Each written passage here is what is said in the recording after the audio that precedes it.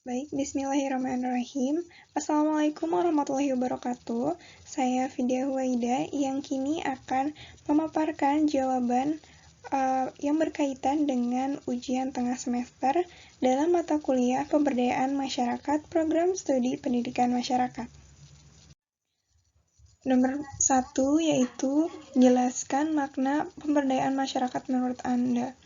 Menurut saya, pemberdayaan masyarakat ini sangat bermakna bagi kehidupan, baik itu individu maupun kelompok. Dengan adanya pemberdayaan masyarakat ini dapat digunakan sebagai sarana untuk usaha atau upaya melakukan perubahan ke arah yang baik, yang lebih baik tentunya, baik itu secara individu maupun kelompok. Nah, melalui pemberdayaan masyarakat juga kita, khususnya saya, dapat mengenal kondisi sesungguhnya di lapangan seperti apa, kemudian dapat mengenal berbagai tokoh masyarakat beserta kisah kehidupannya, karena dari kisah kehidupan tokoh tersebut kita dapat belajar dari pengalaman beliau. Gitu. Selain itu pun, saya sendiri dapat mengenal lebih jauh kehidupan atau kekayaan yang ada di Indonesia, yaitu kekayaan sumber daya alamnya tentunya, yang dapat menunjang kehidupan sehari-hari jika kita mampu mengolahnya dengan baik dan benar. Nomor 2, pemberdayaan masyarakat mempunyai tujuan untuk membantu masyarakat agar dapat membantu dirinya sendiri. Nah, menurut saya, filosofi dari tujuan tersebut mengacu pada pengertian pemberdayaan masyarakatnya sendiri, di mana usaha atau suatu upaya untuk melakukan perubahan dalam masyarakat agar lebih mandiri dan menggunakan potensi yang ada dalam dirinya. Potensi ini sangat penting karena masyarakat yang berdaya akan terlihat dari adanya perubahan dalam kesejahteraan yang dicapainya. Kemudian potensi juga dapat bersumber dari lingkungannya. Nah, maka dalam membantu masyarakat ini, kita misalnya sebagai fasilitator atau mahasiswa dapat membantu masyarakat dalam mengeluarkan potensi mereka, baik yang berhubungan dengan sumber daya alam maupun dengan sumber manusianya sendiri. Nah, yang nantinya masyarakat nanti akan mengalami suatu perubahan, yaitu yang tadinya belum mempunyai kemampuan sudah mampu mengolah tanaman misalnya, sehingga tanaman tersebut dapat memenuhi kebutuhan sehari-harinya, bisa dengan dijual ataupun yang lainnya. Sehingga dengan adanya pemberdayaan masyarakat ini, masyarakatnya dapat menggali lebih lanjut tentang identitas dirinya, sehingga masyarakat mempunyai kekhasannya sendiri. Nomor 3, sebutkan sikap apa saja yang harus dimiliki oleh fasilitator pemberdayaan masyarakat. Nah, di sini ada 4 sikap yang harus dimiliki fasilitator atau pendamping dalam pemberdayaan masyarakat. Yang pertama adalah kemampuan berkomunikasi. Kemampuan ini sangat penting karena kita berhubungan langsung dengan masyarakat di suatu tempat, baik itu di pedesaan atau dimanapun ketika kita akan merealisasikan program yang berkenaan dengan pemberdayaan masyarakat. Banyak sekali orang-orang di desa tersebut, namun kita perlu ingat bahwa yang kita tuju adalah tokoh masyarakatnya atau orang yang menjadi penggerak dalam suatu kelompok masyarakat di desa tersebut. Komunikasi yang perlu dijalin adalah komunikasi yang berjalan dua arah, jadi tidak ada pihak yang mendengarkan dan pihak lain yang berbicara. Seharusnya kedua pihak saling sahut menyahut karena ini menyangkut dengan suatu program yang akan direalisasikan di desa tersebut. Tentunya harus ada diskusi dan negosiasi, karena di sini masyarakat sifatnya sebagai penerima manfaat, di mana penerima manfaat ini bisa menolak ataupun menerima program yang akan diterapkan. Yang selanjutnya ada beradaptasi atau penyesuaian diri. Nah, kemampuan ini hendaknya dilihat bukan hanya secara sepihak, dalam arti pendamping harus menyesuaikan diri dengan gaya hidup, adat, atau kebiasaan masyarakat, tetapi juga kemampuan untuk mengajak masyarakat menerima hal-hal baru di luar gaya hidup atau kebiasaan masyarakat selama ini gitu. Dan kemungkinannya kesalahan selama ini pendamping yang selalu bisa gitu beradaptasi terhadap masyarakat. Tetapi apalah artinya pendamping yang bisa melakukan penyesuaian diri tetapi gagal membawa kelompok masyarakatnya menyesuaikan terhadap perubahan yang dihadapi. Nah, selanjutnya fasilitator atau pendamping mampu menangani konflik dan ketegangan. Nah, konflik di sini bukan hanya yang terjadi di dalam kelompok masyarakat, tetapi juga menyangkut yang di luar kelompok. Sebab tugas pendamping atau fasilitator dengan masyarakat ini menyangkut dua kepentingan yang berbeda. Selain itu, fasilitator bagaikan seseorang yang sedang menjahit.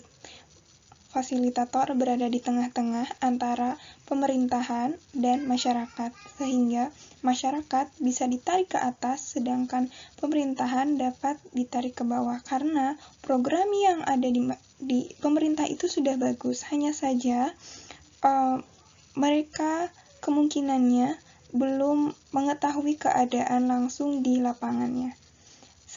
Oleh karena itu, kita sebagai fasilitator diharapkan mampu untuk menangani konflik di antara kedua belah pihak.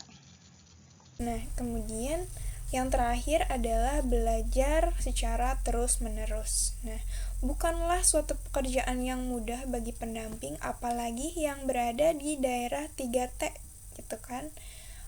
Nah, bisa jadi karena keterbatasan dana, transportasi, dan sumber belajar atau sumber informasi, memang itu yang akan menjadi alasan kenapa mereka tidak belajar. Tapi bagi seorang pendamping tidak akan cukup bila hanya mendasarkan pada pelatihan awal saja sebagai persiapan pendamping dan berdalih karena di sana tuh banyak masalah, nggak bisa gitu. Nah, bila menyadari bahwa kelompok masyarakat pun mengalami perubahan dan perkembangan, jelas banyak kemampuan pendamping bila tidak dikembangkan tidak akan mampu gitu mengikuti perkembangan kelompoknya atau masyarakatnya gitu. Sebagai sumber belajar bagi pendamping, hendaknya dilihat bukan hanya sebagai pelatihan atau buku, tetapi interaksi dengan berbagai pihak pun akan dapat dijadikan sumber belajar yang efektif. Selanjutnya, yaitu studi dan analisis sosial. Nah, seorang pendamping harus dapat memahami dinamika dan realita sosial yang dihadapi masyarakat. Nah, di sisi lain, ada tujuan pendampingan adalah kemandirian kelompok masyarakat dengan pendekatan dan peningkatan partisipasi masyarakat.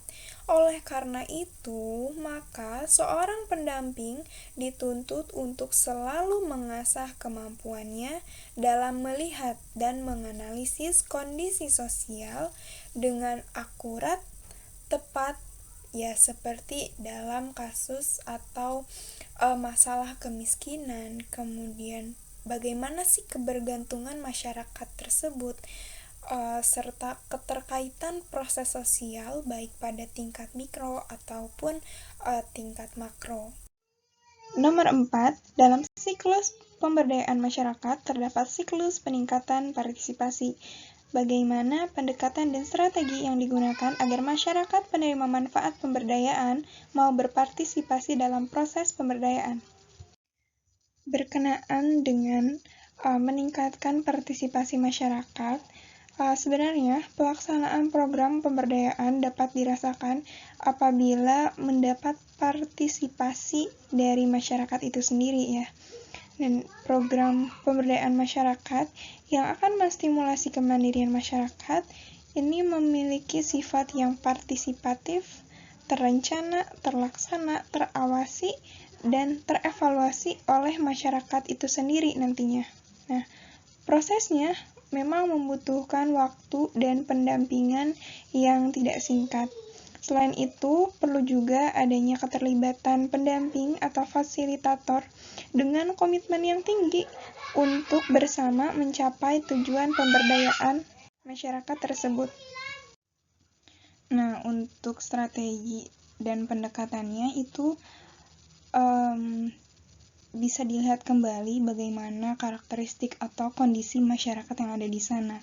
Nah, untuk yang strateginya, ada beberapa hal yang bisa dilakukan, misalnya ketika ada program baru dan fasilitator yang membawa program tersebut bisa berdiskusi dengan tokoh masyarakat yang ada di sana, kemudian tokoh masyarakat bersama fasilitator mengadakan sosialisasi di sana. Nah, ketika program tersebut disosialisasikan, ada dua strategi di sini untuk memutuskan apakah akan dilanjut atau seperti apa. Nah, yang pertama, ini karena kesediaan masyarakatnya sendiri atau warganya yang menginginkan untuk berpartisipasi secara mandiri. Kemudian yang kedua itu ada yang keputusannya diambil oleh atau diputuskan oleh tokoh masyarakat ya berdasarkan suara dari masyarakatnya. Nah, untuk pendekatannya, misalnya kita tahu bahwa di suatu desa ada suatu kekhasannya, misalnya dia punya teh, masyarakat ini punya teh. Nah, bagaimana caranya kita sebagai fasilitator mengajak masyarakat untuk mau bekerja sama untuk mengolah teh, untuk memproduksi teh secara yang dikemas, kemudian bagaimana cara pemasarannya, dan lain-lain. Yang dilakukan oleh tokoh masyarakat ketika ada suatu kekhasan dalam masyarakatnya, dalam desanya maksudnya, sebenarnya yang menjadi ketertarikan masyarakat atau untuk meningkatkan partisipasi itu karena adanya lapangan pekerjaan.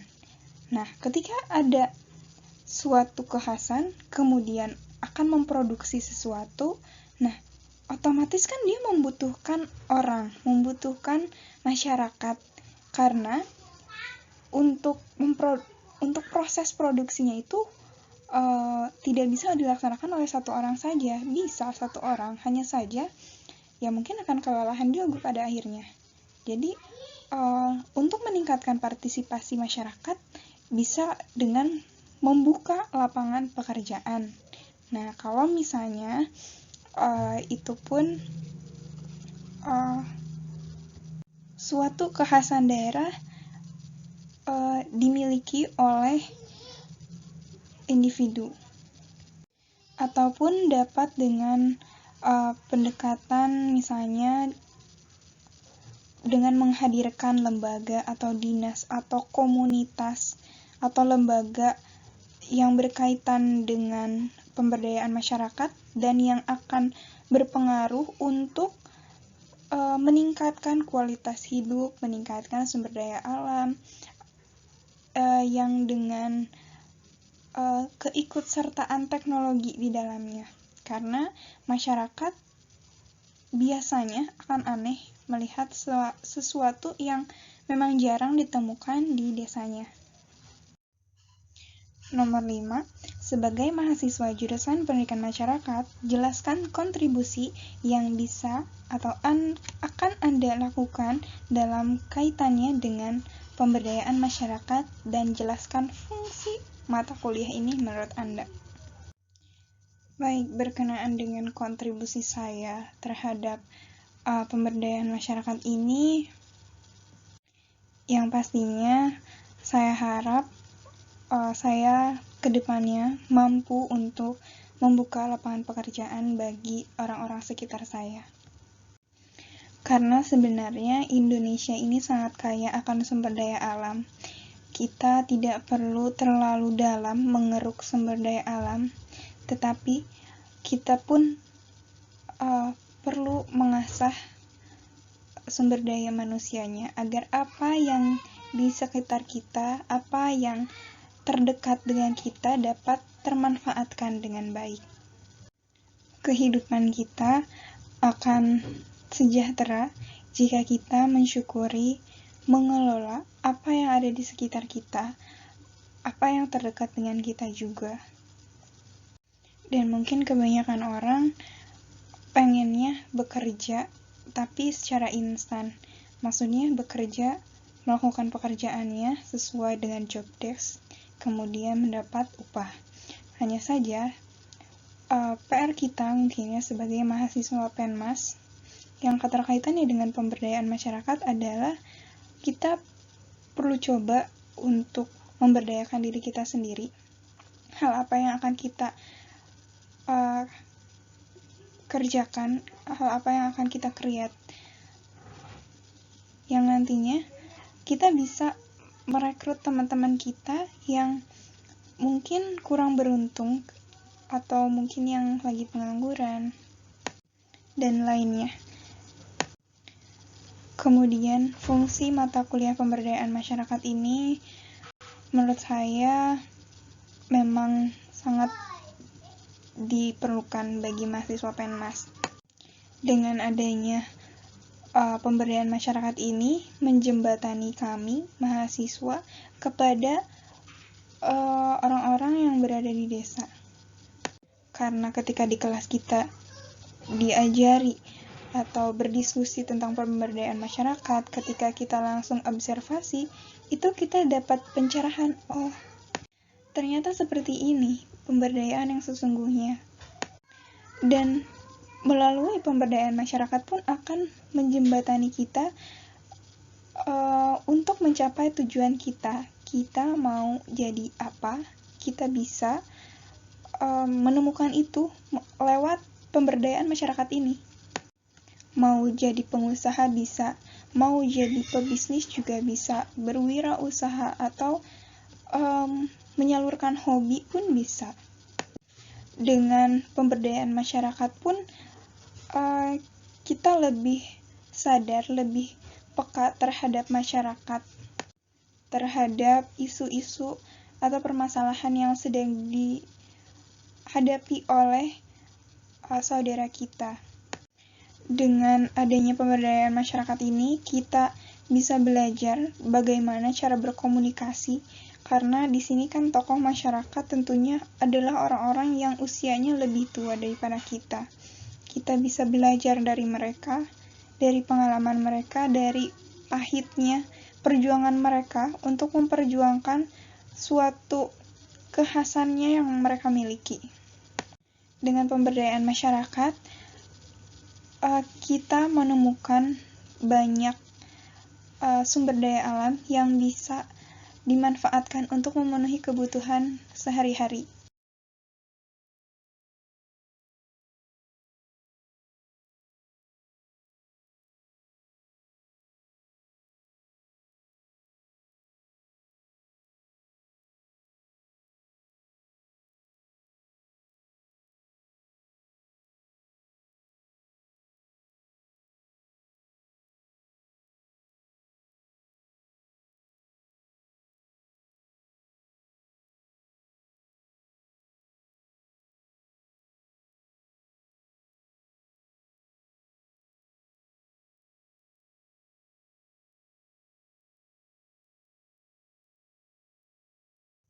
Alhamdulillahirrabbilalamin. Sekian dari saya. Mohon maaf atas segala kekurangannya. Terima kasih atas segala perhatian dan partisipasinya. Wassalamualaikum warahmatullahi wabarakatuh.